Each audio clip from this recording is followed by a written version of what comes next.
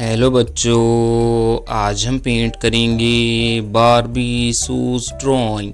तो देखते हैं इसको पेंट करने में कौन से कलर यूज़ होंगे।